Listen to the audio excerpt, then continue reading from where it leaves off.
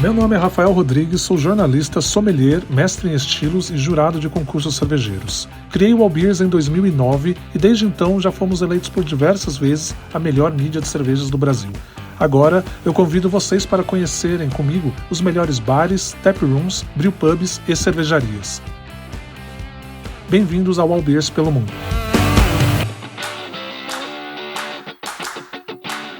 Começamos este quarto episódio na estrada, saindo de Campos do Jordão, na Serra da Mantiqueira, rumo à cidade de Tremembé. Vamos conhecer as estruturas da cervejaria Dilema e bater um papo com o Vitor, cervejeiro e sócio. Bom, muita gente não sabe, mas para o caminho de Campos do Jordão, a gente passa pela cidade de Tremembé, interior de São Paulo, e é onde a gente está agora. Nós estamos aqui na cervejaria Dilema, na cidade de Tremembé, e vamos conhecer um pouco a estrutura da cervejaria.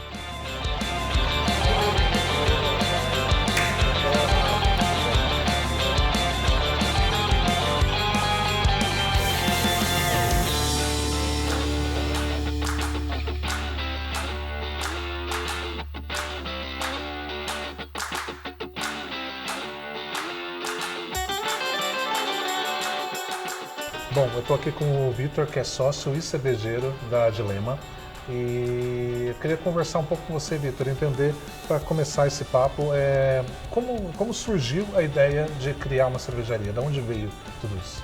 Na cervejaria aqui a gente já tem 5 anos, só que a história não começa ali, né? Eu tenho meu sócio também, Conrado, que é administrador. A gente começou com a cervejaria, com a ideia, né? São 2 amigos que se encontraram. Eu estava nessa época morando fora, fazendo mestrado, trabalhando numa micro cervejaria. E interessante foi que a gente se encontrou no Mundial do Labier, de Montreal. A gente foi para esse evento e ali surgiu a ideia. Falou, por que a gente não monta uma cervejaria no Brasil? Isso aí, para você ter noção, foi em 2011.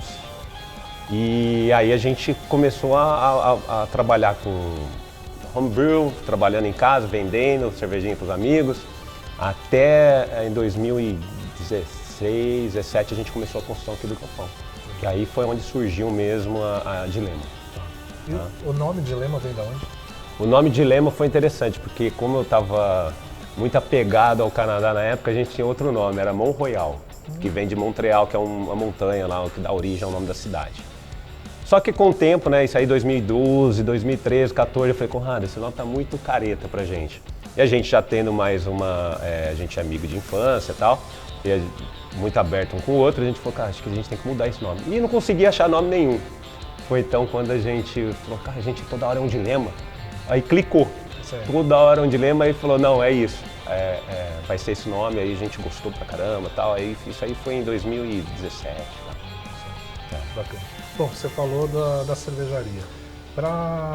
Hoje em dia a gente percebe que existe existem as cervejarias ciganas, né, que não apostam em ter uma estrutura própria.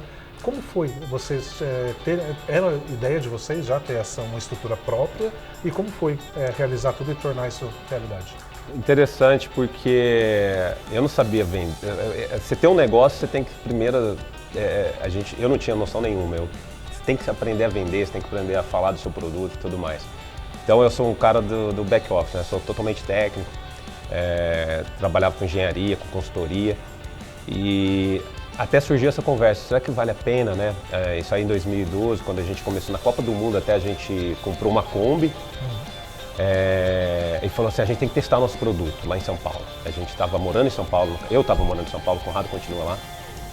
Aí eu falei assim, vamos testar e tal, e aí a gente vendia tudo que produzia e tal. Ele falou, cara, ou a gente vira cigano ou a gente vai para a fábrica. Só que naquele momento, em 2014, o que a gente via dos ciganos é que eles tinham dificuldade, porque não existia muita fábrica disponível, espaço disponível para te aceitar, né, para te receber.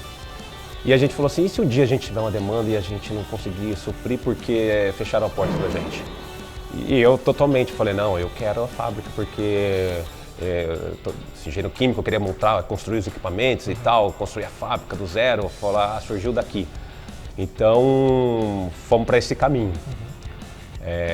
A decisão surgiu em 2014, então, 2015, aí a gente parou praticamente em 2014, né, de produzir ali daquela forma mais artesanal, mais caseira, e a gente elaborou o projeto, escolheu o lugar, construir os equipamentos, aí, desde comprar material de inox, não sei o que, achar o fabricante, né, o cara que vai soldar nosso equipamento e tudo mais.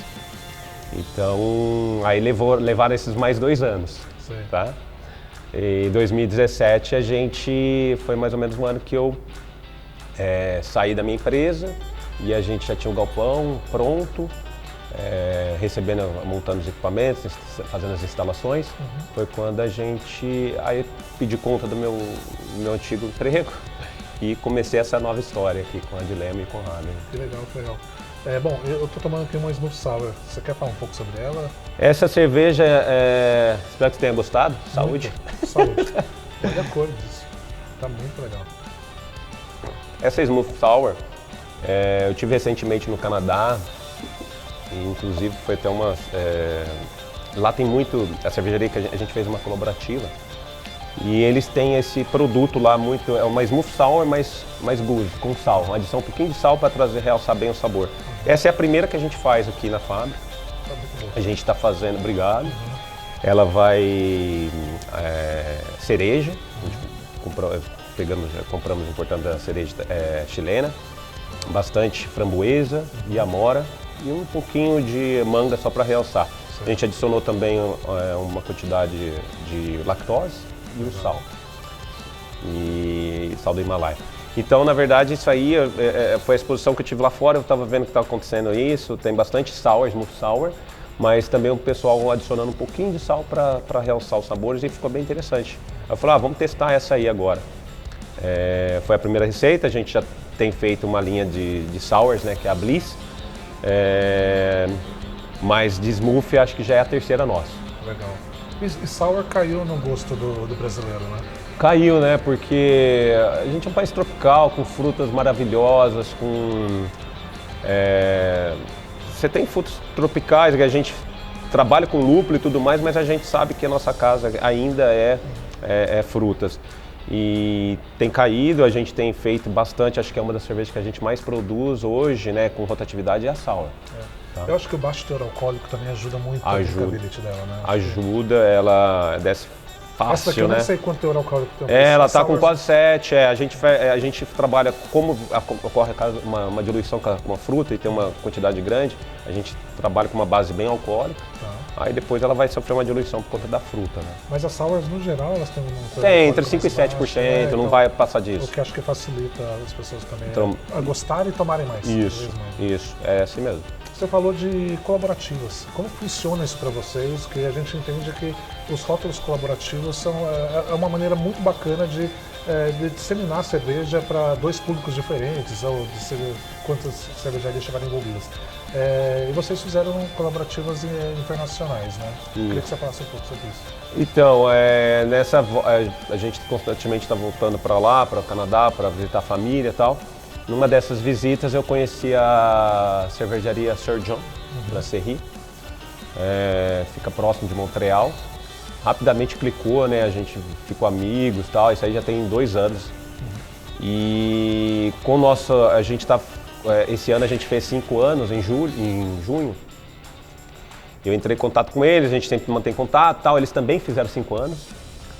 E aí a gente falou, por que não fazer uma cerveja para o aniversário, uma colaborativa? Aí, o útil e agradável, eu estava indo para lá, fui visitá-los. A gente fez primeiro aqui, né, que foram 2 pastry stout. A primeira receita nossa do estilo, a gente usou o maple canadense, pegou o maple canadense, que é o xarope de Bordeaux, né? Com cacau baiano e o café da mantiqueira. A outra receita foi o café da mantiqueira e maple. Aí lá, já esgotaram, inclusive, eu queria te dar uma dessas, mas já esgotaram essa cerveja, foi super rápido. A gente fez um blend eu levei com maru, tá? Então a gente fez um blend de uma ris com uma barley wine. Adição de baunilha, com maru, um toquinho de café e cacau. Aí eles lançaram lá também no aniversário. E a parceria continua, super legal trocar ideia, né? O pessoal super aberto, super acessível. Isso é muito bacana da colaborativa, né? Essa Isso. troca de experiência. Porque a gente está aqui fisicamente distante, né? Então, assim, cada um aqui a gente troca ideias entre cervejeiros, troca informações e tal, mas o processo ele acaba sendo único, né? Então, quando surge uma colaborativa, é legal que você divide essa parte do processo. Não é só a receita em si, mas é como elaborar o produto, que vai muito além de uma receita. Tá? Então, eles foram bem amigáveis, bem acessíveis. Então, dos dois lados houve essa troca e ela continua. Maravilha. É isso, Vitor. Obrigado por receber a gente aqui e sucesso, mais sucesso para a Dilema, que venham muitos anos aí. Obrigado por receber você. Saúde.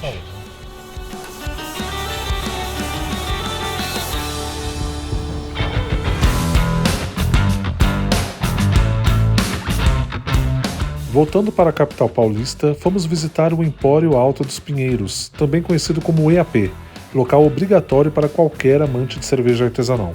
São 44 torneiras de chopp, sem falar nas geladeiras, com diversos rótulos nacionais e importados.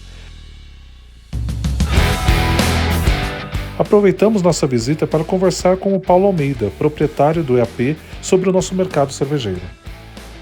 Bom, o EAP inaugurou em 2008 e a coisa da cerveja artesanal pegou força mesmo em 2010. De lá até hoje sempre perguntavam pra gente, nossa, esse mercado está crescendo muito, continua crescendo? E eu lembro de por anos e anos a fio contar que continua assim, 15% ao ano, 20% ao ano, é uma coisa absurda, mas tem muito que crescer. E depois, com o passar do tempo, foi acomodando. Em 2010, quando a gente começou, já existiam locais que vendiam cervejas importadas. Era ainda um produto meio de luxo, era um produto muito caro para um nicho muito pequeno. E a indústria nacional era muito concentrada, mas começaram a ter outras cervejarias, algumas marcas surgindo, começando a aparecer bem. E aí a coisa começou e a gente foi crescendo muito. A gente inaugurou, a gente tinha 40 rótulos. E aí foi crescendo assim, sei lá, todo mês chegavam não sei quantos rótulos, a gente foi crescendo e foi virando um movimento, uma coisa muito forte, até chegar onde a gente chegou hoje. Quando a gente inaugurou, a Eisenbahn ainda era independente e a gente começou com os chopps da Eisenbahn.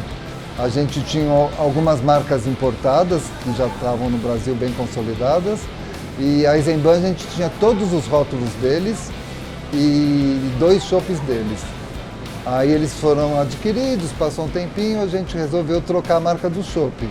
E aí já existia Colorado, já existia Bamberg, já existia Falck.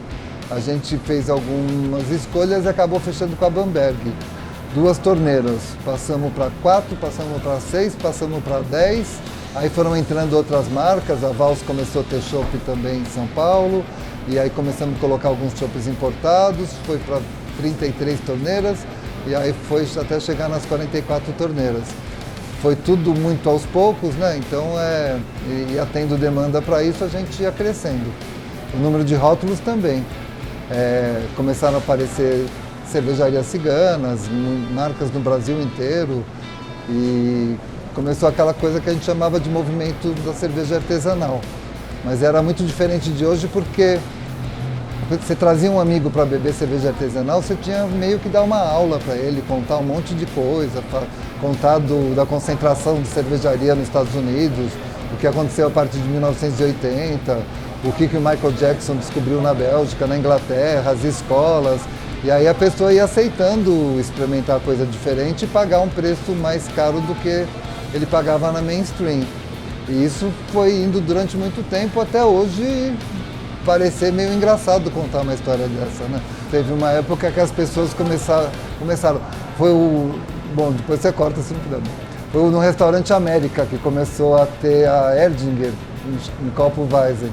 E contam as histórias que as pessoas viam aquilo passando. O que é aquilo? Cerveja? Nossa, eu quero uma daquela. Pô, isso é um fenômeno que até hoje acontece, né? Você sai uma canecona ou sai um copo diferente, um copo de quack, e as pessoas querem experimentar aquilo, né? O aspecto visual. E o que eu acho que hoje aconteceu é que a cerveja conquistou um espaço muito grande ela diversificou muito. O que a gente, é meio absurdo falar assim, hoje o mercado de cerveja artesanal são muitos mercados, né? Como roupa são muitos mercados, como restaurantes são muitos mercados, né? Tem vários nichos, segmentos, e a gente tem que saber com o que está trabalhando. O Empório já tem 16 anos, estamos partindo para 17, aos poucos foi fechando, conforme o mercado ia se especializando e crescendo a distribuição de cerveja, né, a opção, a gente foi também acompanhando isso e criando uma clientela, tentando entender o que essa clientela queria. E hoje isso extrapolou, porque as pessoas trazem amigos sem precisar explicar nada. Ou as pessoas vêm aqui sem conhecer porque ouviram falar que tinha muita cerveja e não querem, elas querem primeiro beber, primeiro experimentar, correr o risco do que está bebendo para depois saber por quê, de que escola é ou qualquer outra informação. Antes a gente começava pela informação para poder beber. Hoje as pessoas bebem e gostam tanto, se interessam tanto pela experiência que acabam buscando conhecimento. Eu sinto muito isso.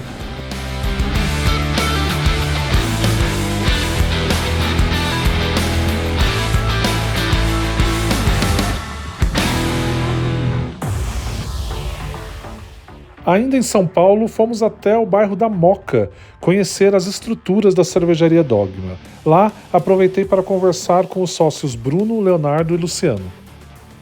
Bom, estou aqui com os 3 sócios da Dogma e a Dogma surgiu de 3 cervejarias, né? A união de 3 cervejarias.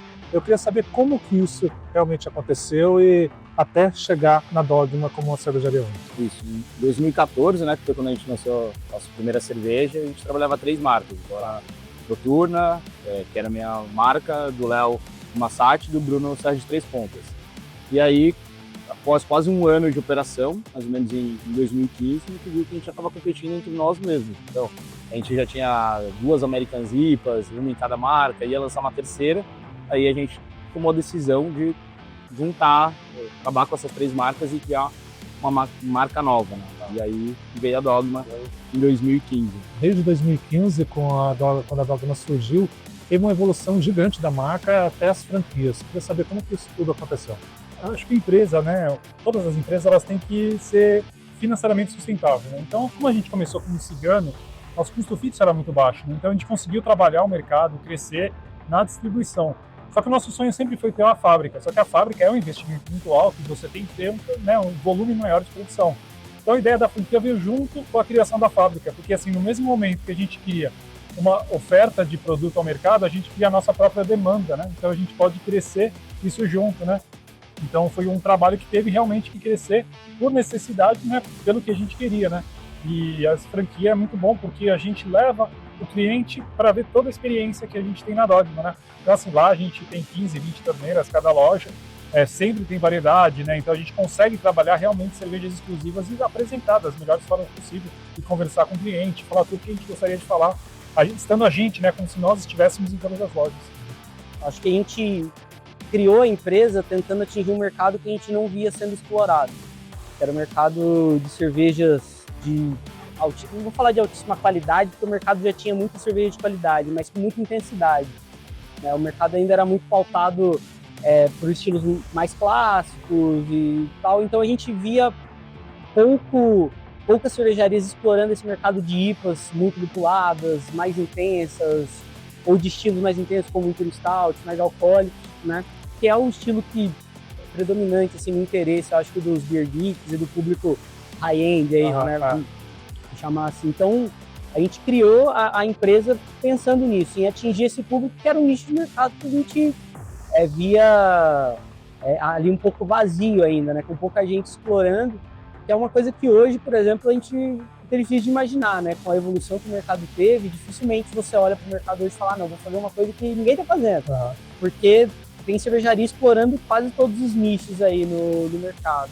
Eu acho que isso também colaborou muito para o sucesso que a gente teve. Porque na hora que você entra num nicho que ele não está sendo explorado, você passa a explorar ele, você vira referente, né? Então, acho que isso acabou se refletindo no sucesso que algumas cervejas como a Rizoma, né, tiveram, que eram cervejas que pareciam inimagináveis para o mercado e que a gente começou a explorar e era assim, 2 dias acabava o lote.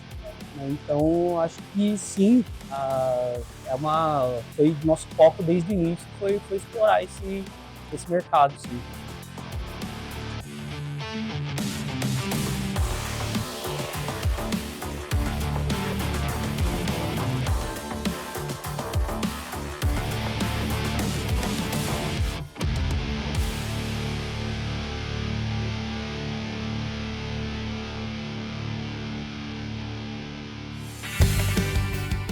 No mercado cervejeiro, uma cervejaria cigana é uma cervejaria que não possui uma planta própria, ou seja, eles terceirizam suas produções. Na última década, o modelo de produção cigano aumentou consideravelmente pelo mundo todo. Conversamos com o Paulo Almeida, do Empório Alto dos Pinheiros, sobre esse tema e depois também conversamos com a Fernanda Ueno e a Yumi Shimada, da cervejaria Japas, que atuam nesse modelo de negócio. Bom, falar sobre o começo, eu nem lembro quando que começaram, mas dá para mais ou menos lembrar que antes de ter as cervejarias ciganas, a gente tinha muitas cervejas importadas. Durante muito tempo era o mercado de artesanal, eram essas cervejas que chegavam. E aí começaram a ter algumas cervejarias no Brasil, eram poucas, era um investimento grande. E aí apareceram os ciganos. Mas é interessante que toda cervejaria que vem conversar comigo, a vida inteira eu tenho a mania de fazer a primeira pergunta assim: você era cervejeiro caseiro? E a maioria das vezes eles eram cervejeiros caseiros. Então você entende uma história, por que a pessoa está chegando ali no mercado. Mas imagina, um cara que tem maior talento, faz uma cerveja muito boa, faz ali para a família em casa beber, depois faz o casamento da irmã, aí todos os amigos têm que beber, ele vai passando por esse critério todo, vai se especializando. E uma hora ele decide que é isso que ele quer fazer da vida. Aí ele vai montar uma fábrica, né? Vai ter todo o custo. Aí em 2012 chega a Mikkeller no Brasil, uma cervejaria super legal, fazendo e acontecendo no mundo inteiro, e ciganos. E aí esse homebrew que estava lá, que queria fazer alguma coisa, falou: opa, essa é a minha chance, né? Então eu vou fabricar um rótulo, 2 rótulos. E aí começou a trazer uma riqueza absurda. E aconteceu mesmo um movimento grande, porque muitas marcas começaram a aparecer. E dá para acompanhar cervejarias que hoje estão super firmes no mercado, que eu lembro quando vinham trazer a garrafinha num evento ou numa degustação, e a gente tomava, sei lá, é a 4ª vez que eu faço essa receita. Ah, tá mais legal que a outra. Daqui a pouco ele estava com rótulo, com tudo, vendendo e as pessoas comprando. E com muita energia, né? Uma coisa muito fresca, uma divulgação grande, um monte de amigos junto. Tem lançamento, eu lembro de ser lançamento de cervejarias ciganas que era uma festa. O cara vinha com um monte de admiradores, de amigos já, né? Era um jeito muito legal de entrar no mercado. E até hoje eu acho que os ciganos têm um papel muito importante. Essa falta de compromisso, né? Às vezes me perguntou: a cervejaria tal fechou? Eu falei: não sei, ela é cigana. Ele pode ter dado um intervalo de 2 anos e voltar a hora que ele quiser. Essa falta de compromisso é muito legal, né? Quer dizer, você fala quando você tem o que falar, né? Senão você não precisa estar ali o tempo inteiro. Agora, tem toda uma discussão se é viável, se não é viável, e que aí é mais para se aprofundar em outra hora, né? Primeiramente, queria agradecer vocês estarem aqui com a gente. Infelizmente a Maíra não está aqui com a gente, mas vamos bater um papo aqui. E eu que já queria começar sabendo como começou toda essa história de Japas, como foi, de quem foi o start e quando foi isso e tudo mais. Faz tempo, hein? Faz. A gente começou 10 anos atrás, e tudo começou, na verdade, com um post no Facebook, que a Carol Cubo e eu morávamos em Ribeirão, então eu trabalhava na Colorado na época e a Carol trabalhava na Invicta. E aí a gente saiu para tomar uma cerveja e a gente postou uma foto e ela postou com a legenda Japas da cerveja. E aí a galera que a gente conhecia e tal começou a marcar as outras meninas, né? Verdade. Então a gente se uniu através desse post, começamos, vamos fazer uma cerveja e tal. Então meio que foi como uma brincadeira, só que a gente realmente falou, vamos fazer. Aí eu e a Carol, a gente criou um grupo e tal com as meninas, aí a gente começou a discutir ingrediente, foi comprar as coisas e tal, e a gente fez uma abraçagem em equipamento caseiro mesmo, 40 litros. E aí a gente dividiu essa abraçagem em 4 kegs pequenininhos, né, de 10 litros, e testou ingredientes diferentes nesse lote mesmo, que era uma American Pale Ale. E aí a gente usou Sorate, né, nessa primeira, eu acho. Sim, verdade. E aí a gente usou em alguns lotes também, mas é um lúpulo que a gente não consegue ter tanta constância, mas... Aí a gente testou, eu não lembro todos os ingredientes, mas a gente testou o wasabi, raiz de lótus, mugicha e alguma outra coisa que eu não me lembro. E aí a gente se reuniu na casa da Yumi em São Paulo para experimentar. E a preferida de todo mundo foi a de wasabi. E aí a gente tem essa cerveja até hoje no nosso portfólio, é o Wasabiro. Que ano que foi isso, você lembra? Foi em 2014. A gente fez a abraçagem na panelinha em junho, aí depois a Nacional convidou a gente para fazer lá em dezembro, foi a abraçagem lançou em janeiro. Aí a gente fez um evento de lançamento que foi super legal, lotou a casa numa segunda-feira. E esgotou a cerveja em 2, 3 dias. Sim, aí bem a rápido. gente se animou bastante e as coisas aconteceram muito naturalmente. Então a gente já recebeu convite já para fazer de forma cigana e tal. Aí a gente já criou a Matsurika também. Então a gente já foi lançando e começou a produção já em 2015 cigana. E aí depois em 2018 a gente começou a produzir na Dádiva, onde a gente produz até hoje aqui no Brasil. E 2019 a gente começou a produzir nos Estados Unidos e esse ano a gente começou em Taiwan. É verdade. E acho que esse ano a gente também começa Europa, Reino Unido. Já a gente vai falar Sim, mais a um gente pouco chega lá. sobre os Estados Unidos e Taiwan. Sim. Antes eu gostaria de entender sobre a identidade visual da Japras, que é única em qualquer bar que você for, que você vai e encontra a cerveja da Japras, você sabe que os rótulos são da Japras. Queria saber, Yumi, como que surge como que você busca para criar todos esses rótulos? Eu acho que é um conjunto de coisas, assim. Eu sempre cresci muito maravilhada com colagem, porque eu gosto muito de livros antigos, então sempre fucei nos livros da minha irmã, sempre tentei trabalhar essa estética, né, de recorte, de pegar pequenos recortes fora de contexto e formar uma nova história quando você junta eles. Então, acho que essa coisa de brincar com esses papéis é uma coisa muito minha, mas também, assim, muitas viagens que a gente fez para o Japão, algumas referências de design de lá, até, assim, vai numa lojinha ver um folheto na parede, já vira referência, já tirava foto, já guardava, assim, ou andando na rua, até mesmo, sei lá, em São Paulo, qualquer lugar que você tá, você olha o azulejo do chão, sabe? Então, assim, tudo que eu vivo, o meu dia a dia é uma referência. Então, acho que é meio que por aí. Juntando também, essa é a parte mais, assim, inconsciente, né? Aí a parte consciente é quando a gente olha as prateleiras dos rótulos, né? De cerveja, aí você fala, como é que a gente vai fazer uma coisa que vai diferenciar das outras cervejarias? Porque se você olha, vai virar tudo uma grande malha, né? Então, a gente tenta mudar também isso, né, nas cores, trazendo cores diferentes, menos fora do padrão. Acho que um pouco sair do tradicional japonês também. A gente não quer que seja aquela coisa estereotipada do que é o Japão, né? Até porque a gente não é japonesa, a gente é brasileira, né? A gente é nipo-brasileira. Então acho que todas essas misturas viram uma grande referência assim, no nosso dia a dia. Que legal, que legal. Fê, você já tem uma estrada longa, tanto de estudos como a produção, de ter trabalhado em outras cervejarias em outros países. Eu queria que você contasse essa trajetória um pouco sua. Bom, eu comecei a trabalhar na área em 2009. Eu fiz engenharia de alimentos na UFSC, em Florianópolis. E aí eu estava de férias em Ribeirão, né, que eu sou de lá. E bati na porta da Colorado lá para pedir um estágio. E aí deu certo, aí me chamaram, mas pode vir segunda-feira. Aí fui, fiz esse estágio lá na produção mesmo e eu gostei muito, isso foi em 2009. E eu gostei muito, então sempre que eu estava de volta em Ribeirão, de férias, visitando a família e tal, eu já ia lá trabalhar de graça, porque eu adorava. E aí depois eu fiquei um tempo fora, morei na França, trabalhei na Nestlé Waters lá. A água não é tão legal quanto cerveja. E aí eu voltei, me formei e aí eu já fui trabalhar na Colorado de volta em 2012. Fiquei muitos anos. Era naquela sede antiga da Colorado ainda, eu trabalhei né? na Rua Minas muitos anos. Aí em 2016 a gente mudou para a fábrica nova. E aí a Ambev comprou a Colorado em 2015, então eu fiquei um tempo ainda.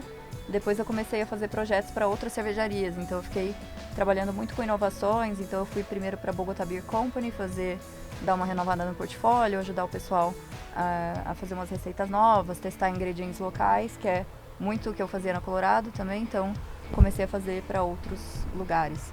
E aí depois fiz um projeto também na Birra del Borgo, na Itália, e aí meio de pandemia ali, eu recebi um convite para fazer um outro projeto na Bélgica, na Bostils, que é a cervejaria que fabrica a Deus e a Triple Camélie. E era um projeto muito diferente de tudo que eu já tinha feito, então era para trabalhar com qualidade, então era um projeto de melhoria de qualidade na refermentação da Triple Camélie. Então eu fui para ficar 6 meses, acabei ficando 1 ano na Bostils. Fiz vários testes na refermentação e tal, então era muito novo para mim, foi muito legal, aprendi muito. Legal. E eu acabei gostando bastante de trabalhar com qualidade, e quando eu ia voltar para o Brasil eu recebi um convite para ficar, então em uma outra vaga que também era para gerenciar processo e qualidade para todas as cervejarias da Europa, as artesanais, né, da Ambev na Europa. Aí acabei ficando, então, né, no meu portfólio tinha a Bostils também, continuei lá, a Camden Town, tinha a La Virgen na Espanha e tinha a Birra del Borgo, que também já tinha trabalhado, eu já conhecia todo mundo. E aí acabaram entrando outros projetos, então eu cuidava de co-packers também, Perfect Draft, então, que as pessoas podem ter a chopeira com os barrizinhos em casa, então cada cervejaria nova que a gente compraria cerveja, porque não é só cervejas da ABI, né, tem cervejas de outras cervejarias, e aí cada cerveja nova que entraria, que era de outra cervejaria, eu tinha que ir na cervejaria fazer uma auditoria de qualidade para aprovar ou não a entrada dessa cervejaria no projeto. E aí nessa foi super legal, eu fiz várias auditorias em cervejarias. Eu fiz auditoria na Guinness, aí fiz na só indo lá, né, apontando as coisas. Não, aí eu tinha que ainda fingir que eu não estava mega empolgada de estar na Guinness. Fingindo costume. Eu fingi costume. Então foi super legal. Só que esse tempo todo eu fiquei tocando japas e tendo um trabalho full time. Ao mesmo tempo. E é muita coisa, né? Então, e ficando em outro fuso também pra mim era bem complicado, porque eu chegava já exausta do trabalho e aí eu começava meu segundo turno na Japas. Então eu tinha reunião quase todo dia à noite e tinha que trabalhar mesmo, que não tinha reunião. Eu ia até perguntar como que funcionava essa comunicação, até a Maíra também, mora em outro estado também. Como que funcionava isso? A gente funciona muito bem, assim, online, né? A gente já começou online, né? A gente então, já pra gente morou fácil, na mesma cidade. Sim. A gente antecedeu a pandemia já com o sistema online. E aí, pra mim era complicada a questão do fuso horário, porque eu viajava muito, então eu tinha que organizar tudo no meio com as minhas viagens e tal. E aí eu sempre ficava, né? Tipo, ai, meu Deus, eu não sei quando vai ser essa transição minha, né? Pra eu ficar full time na Japas, mas sempre foi minha vontade. E aí eu voltei para o Brasil no ano passado, em novembro, e já falei com as meninas, falei, tô querendo voltar. E aí eu já voltei pra lá já com isso em mente, então eu já comecei a organizar minha vida para me mudar, né? Porque mudar de novo, cruzar o oceano não é tão simples. Então eu comecei a organizar e tal, conversei com a minha chefe, falei, olha, quero voltar e tal. Aí ainda tentou me colocar em outras posições que tinham por ali, na Europa, no Reino Unido. Aí eu falei, na verdade não. E aí deu tudo certo, comecei a organizar a mudança em março, voltei e tô 100% dedicada a Japas, estou amando. Que legal. Sim, e agora eu mudei para São Paulo também, então agora já fico pertinho. Somos vizinhos. Perfeito. Sim. Bom, você já tinha mencionado os Estados Unidos e Taiwan. Eu lembro quando vocês anunciaram a produção de vocês nos Estados Unidos, eu até lembro que uma vez um amigo meu estava numa Total Wine, não sei aonde, nos Estados Unidos, e aí a gente estava fazendo uma live, assim, que ele estava comprando umas cervejas pra mim. E aí ele falou assim, cara, tem japas aqui. Eu falei assim, elas estão produzindo aí. Sim. Queria saber como surgiu tudo isso e agora também esse novo passo que é Taiwan também, que vai começar. Como que surgiu? A gente tem uma parceira nos Estados Unidos, que é a Fufu. Ela funciona como uma intermediária entre a gente e a cervejaria. São 2 cervejarias, né? Que que a gente produz lá? A gente faz esporadicamente em outras, mas agora tem uma principal, que é a Against the Grain. Mas a gente produz lá hoje, mas a gente já produziu em outras duas, assim, fixas. E assim, coisas mais pontuais a gente tem contato para fazer em outras também. Isso. Mas agora a gente está na Against the Grain. E em Taiwan a mesma coisa, tem uma outra pessoa, uma empresa intermediando também pra gente produzir numa cervejaria de Taiwan também. E aí, tudo produção lá? Tudo lá também, as mesmas receitas, só que depende muito assim da estação, os ingredientes da estação, que às vezes tem uma coisa aqui, mas não tem lá. Então, a gente tenta conciliar ao máximo para fazer dar certo, mas às vezes fica um pouco, por essa questão de faltar um ingrediente, fica um pouco diferente. Mas é até bom no fim, porque as pessoas olham, eu quero aquela cerveja que tem lá, eu quero a coleção, né? E aí até ajuda a gente a entender se a gente lança mesmo aqui ou não, ou se lança lá mesmo ou não, então é interessante. Por exemplo, nos Estados Unidos tem alguns rótulos que tem lá e nunca foram lançados aqui? Tem. A gente faz lá na Mabiro, que é uma dry lager, assim, bem sequinha com arroz, que é bem gostosa, e a gente não faz aqui por uma questão mais conceitual. Porque ela, na Mabiro, quer dizer que uma cerveja não pasteurizada, né? E aí lá a gente consegue fazer, porque a cadeia já é refrigerada e a gente tem uma facilidade maior. E é uma cerveja muito leve, sensível, então a gente realmente quer manter o conceito e fazer ela não pasteurizada. No Brasil, eu acho que já ficaria um pouco mais complicado de fazer uma lager tão leve, tão delicada, sem pasteurizar. Porque nossos principais clientes são restaurantes, né? Para essas pilsens, para essas mais pra linha base, cerveja de entrada, são essas. Então a gente acaba pasteurizando porque esses lugares não têm esse sistema de refrigeração, então a gente tenta fazer isso. Mas como nos Estados Unidos isso é muito mais comum, então dá para fazer essas cervejas mais... Aqui lá a gente não pasteuriza nenhuma, né? E aqui no Brasil a gente tem essa linha que é da marca daqui, as latas grandes e tal, a gente não pasteuriza também. Então a gente só pasteuriza as latas menores, que são da linha fixa, né, que a gente tem o ano todo, mas essas, os latões e tal, New England IPA, estilos mais complexos e... Sim, é tudo fresco. É tudo não pasteurizado, então... Só que aqui eu acho que essa cerveja específica a gente não acha que faz sentido lançar aqui. E tem mais algumas outras, né, que a gente fez lá. Que a gente tem uma linha que é de máscaras, que é Kitsune, Okame, então a gente está lançando agora, dando spoiler. Sim. A Okame vai sair agora, a gente fez a Kitsune, que é uma Belgian Triple, que foi super legal, aí agora a gente vai lançar a segunda, só que lá a gente lançou as 4 de uma vez, sabe? São cervejas... E era um pack só, super bonito, assim, legal, porque o conceito todo era de máscaras, as 4 iam sair juntas, num box bonito. Só que aqui a gente sabe que o mercado é muito diferente, né?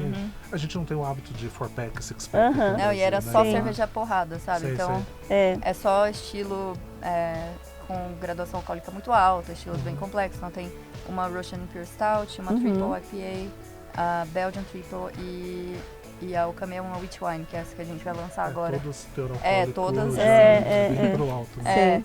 Então, também não casou a época, porque essa cerveja tem que lançar no inverno, então aqui era verão, então aí a gente esperou um pouco e tá lançando meio dividida aqui no Brasil. Eu acho que até ontem a gente estava conversando sobre isso também, de entender os mercados, né? De repente alguma coisa funciona para o mercado americano, que já é um mercado e às muito vezes mais não maduro funciona do que aqui, o nosso, né? Não funciona aqui. A gente tem que pensar em tudo isso, essas questões, porque senão a gente acaba deixando um produto ali que vai ficar parado. Não vai funcionar. E aí não funciona, então tem que adaptar. Vai ter que começar a pensar em Taiwan também, né? Também, nossa, e aí a gente sabe menos ainda. Porque a gente vai entender agora. A gente tem muito mais informação. Taiwan não. Taiwan não. Tem tanta informação. Assim. Mas a gente não sabia que tem um mercado grande lá de cerveja artesanal, que as pessoas são bem envolvidas nisso. A gente achou muito legal, assim, a cena de cerveja lá é bem legal, assim. Mas é um mercado bem diferente, eles se interessam muito, mas ao mesmo tempo eles têm eu sinto que tem um paladar que ainda não é muito... sim. Que é mais sensível, então assim, eles não gostam de coisa muito amarga, eles gostam de coisas doces, então tipo... A culinária deles é diferente da nossa, então pode ser que isso se aplique nas coisas, né? Então a gente tenta fazer o que a gente acha que vai dar. A gente lançou primeiro a Hanami lá, que é uma sour, mas ela tem cereja, ela tem flor, tem amêndoa, então já é uma cerveja que eu acho que teria mais sucesso, assim, como uma primeira, sabe? Porque a primeira você vai Você já chega, tem que agradar, né? E aí a gente agora já está pensando na segunda para produzir lá, a gente já está trabalhando, né, na receita, no conceito e tudo mais, então a gente já vai lançar agora em seguida. Mas a gente está indo aos poucos lá e também escolhendo muito bem as receitas para lançar lá, porque a gente sabe que é um mercado muito diferente do que a gente está acostumado e a gente não fez essas receitas pensando nesse mercado.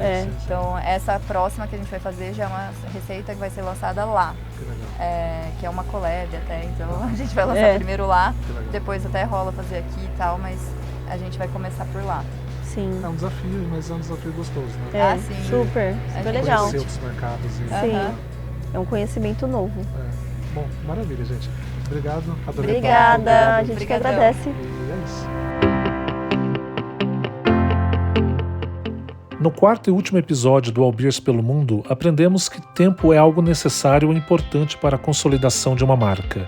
É incrível poder tomar um chopp no Empório Alto dos Pinheiros, conversar com os sócios da Dogma sobre sua história e até entender como funciona uma cervejaria igual a Japas, que no formato cigano produz suas cervejas em todo o mundo. Também é incrível ver uma cervejaria como a Dilema, ainda nova no mercado, mas produzindo excelentes cervejas.